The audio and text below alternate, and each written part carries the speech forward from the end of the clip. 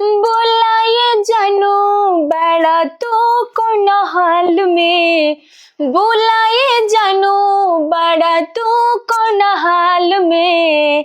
तैयारो किस करतनी तोहरा के नया साल में, तैयारो किस करतनी तोहरा के नया साल में। बोला ये जानू बड़ा तू कौन हाल में, तैयारो किस करतनी तोहरा के नया साल में। हाँ गिफ्ट भेजतनी तू देख लिहा खोल के, प्यार न कम होई देख लिहा तोल के। हाँ गिफ्ट भेजतनी तू देख लिहा खोल के, प्यार न कम होई देख लिहा तोल के।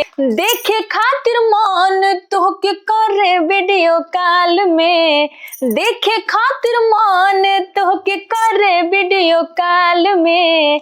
तैयारो किस करतनी तोहरा के नया साल में, तैयारो किस करतनी तोहरा के नया साल में।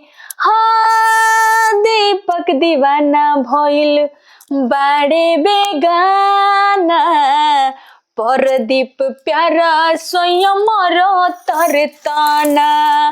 हाँ दीपक दीवाना भइल बाड़े बेगाना, परदीप प्यारा स्वयं रो तरताना।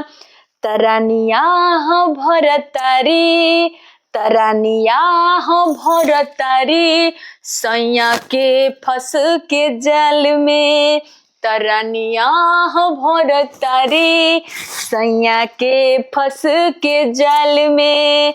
तैयारो किस करतनी तोहरा के नया साल में, तैयारो किस करतनी तोहरा के नया साल में। बोला ये जानू बड़ा तू कौन हाल में, बोला ये जानू बड़ा तू कौन हाल में। तैयारो किस करतनी तोहरा के नया साल में, तैयारो किस करतनी तोहरा के नया साल में। तैयारो किस करतनी तोहरा के नया साल में। बुझाइल।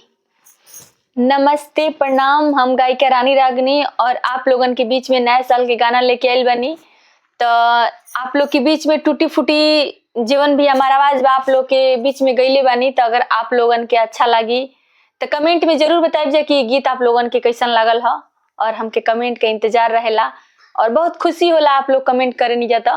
तो जरूर कमेंट करब जा, आप लोग से रिक्वेस्ट बा।